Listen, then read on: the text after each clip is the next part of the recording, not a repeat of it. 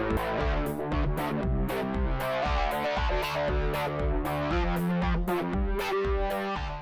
everyone, Reid here of Planner Protect, where we help you negotiate your next venue contract with confidence.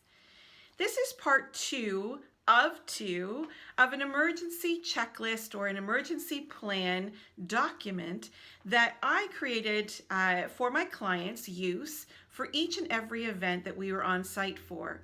And in the first video, I outlined the 8 parts of my emergency checklist.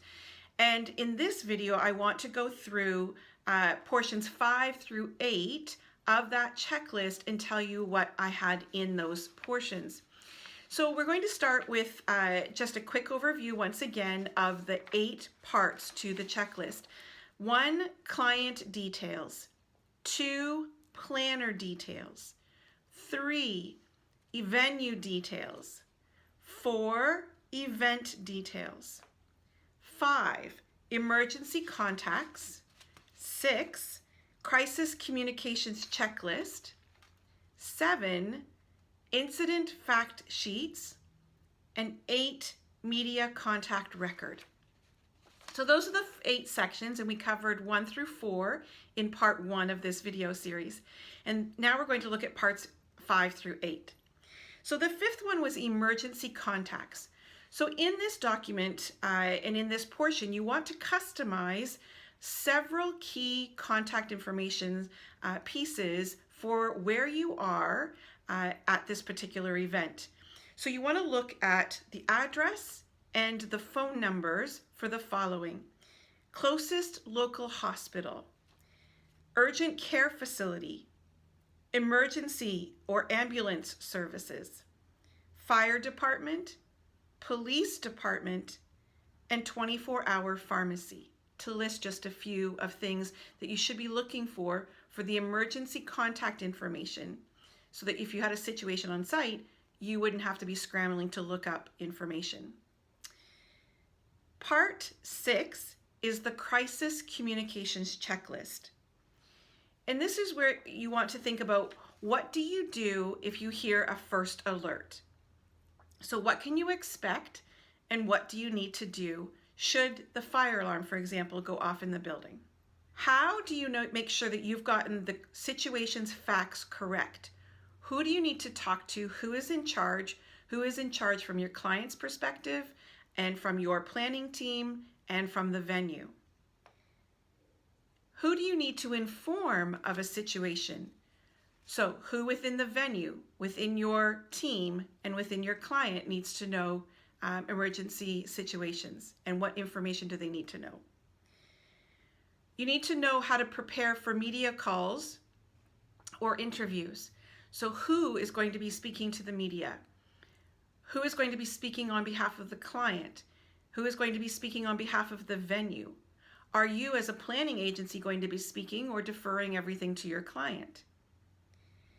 And what to do and where to host reporters if and when they arrive. So thinking about, what will you do if the situation is such that you have media attention? The 7th part of the checklist is the incident fact sheets themselves. And on here, you want a place to record all of the details when they're right fresh in your mind.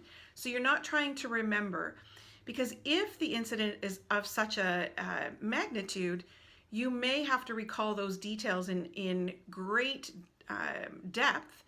And the sooner you can get them from mind to paper, the more valuable and the more true those facts will be. So when did the incident occur? Where did the incident occur in the venue? What was the extent of the property damage? What was the cause of the incident? Who was involved? What was the person's names, employer, contact information? What was the extent of injuries? What was the informant's name, employer, and contact information? Mark the date and the time logged for this information. And what were the names of the persons in charge on site for the police, the fire, and the medical? So you really have a big picture of who was involved in the incident, what happened, where it occurred, the extent to damages to body or to property, and then who was there looking after and overseeing the incident. And you may have a number of those sheets prepared, so in case there were multiple events on site. And the final part in my checklist or my document was the media contact record. And this also was important to me to have a very quick place to write down any interaction we had or the client had with media. And in this section, I had the name of the media person with their cell number, the agency name of the media person, the inquiry made by the media person, the response given to the media person, obviously in point form, who gave the response to the media, and the date and the time logged of that contact with media. So those 8 components comprised my business's, my agency's emergency document for every event. And I'd be curious to know what other parts folks have in theirs, or if this has brought up something that you don't have, perhaps you can add it into your emergency document. Essentially, we are charged with the responsibility of making sure that our attendees, our client, our organization, our own team is safe before, during, and after an event. And this will help you in the process of managing that. If this has been helpful, I hope you will check out other resources on our YouTube channel. You can subscribe to our educational newsletter at plannerprotect.ca or book a 15-minute complimentary call with me through my website at plannerprotect.ca. Thanks, and we'll see you next time.